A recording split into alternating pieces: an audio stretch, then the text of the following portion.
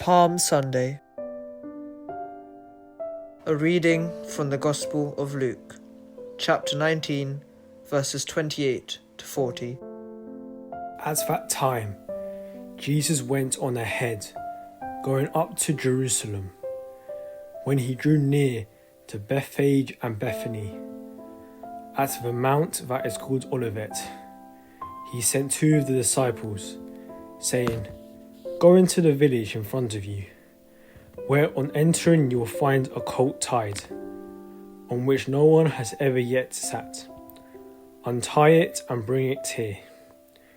If anyone asks you, 'Why are you untying it?'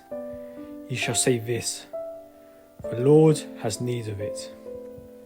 So those who were sent away and found it just as he had told them.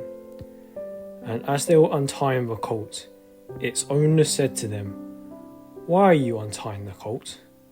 And they said, "The Lord has need of it." And they brought it to Jesus, and throwing their cloaks on the colt, they set Jesus on it. And as he rode along, they spread their cloaks on the road. As he was drawing near, already on the way down the Mount of Olives, the whole multitude of his disciples began to rejoice and praise God with a loud voice for all the mighty works that they had seen, saying, "Blessed is the King who comes in the name of the Lord.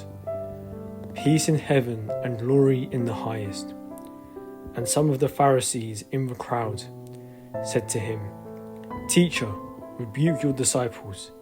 He answered, "I tell you, if these were silent, the very stones would cry out."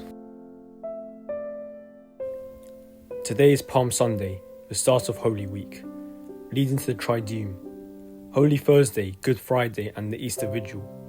We hear two Gospels. One recounts Jesus' triumphant entrance into Jerusalem, the other his passion.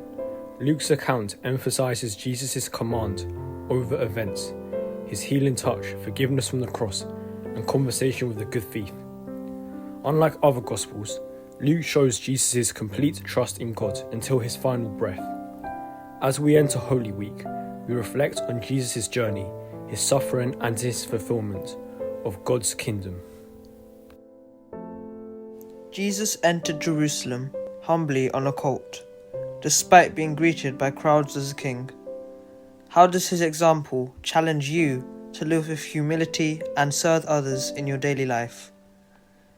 The crowds who welcomed Jesus with praise later turned against him when he did not meet their expectations.